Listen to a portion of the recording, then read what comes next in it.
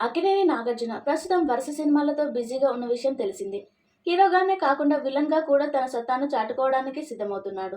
ప్రస్తుతం ఆయన నటిస్తున్న చిత్రం కూలీ. రజనీకాంత్ హీరోగా నటించిన ఈ సినిమాలో అక్కినేని నాగార్జున విలన్గా నటిస్తున్నాడు.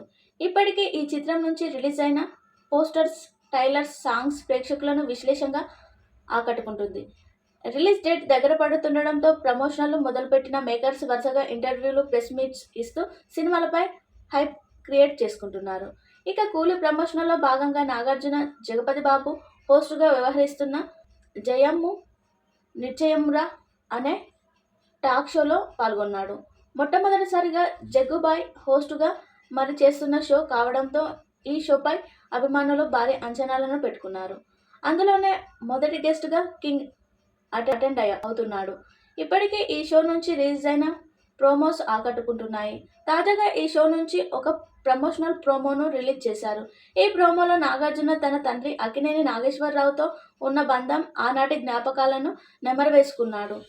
ఏఎన్నార్ కొడుకు ఉన్నందుకు మీరు ఎలా ఫీల్ అవుతున్నారు అన్న ప్రశ్నకు నాగార్జున మాట్లాడుతూ, ఏఎన్నార్ కొడుకుగా ఉండటం అంత ఈజీ కాదు. మా అన్న వెంకట్ నాగ్ నువ్వెందుకు యాక్టింగ్ ట్రై చేయకూడదు అని అడిగాడు. వెంటనే నేను ఎస్ చేద్దాం అన్నాను. వెంటనే ఆయన దగ్గరకు వెళ్ళి ఇలా అనుకున్నాం అనగానే ఆయన కళ్ళలో నీరు అలా కనిపించింది. అమ్మయ్య సినిమా వచ్చిన వెంటనే నా చేతులు ఇలా పట్టుకొని ఎంతో గర్వంగా తల్లడించారు. అదే నాకు ప్రపంచం అనిపించింది. ఆయన బ్రతికున్నన్నాళ్ళు ఎలా బ్రతికానన్నారో అలాగే బతికారు అంటూ నాగార్జున ఎమోషనల్ అయ్యాడు. ప్రస్తుతం ఈ వాక్యాలు నెట్టింట్లో వైరల్గా మారాయి.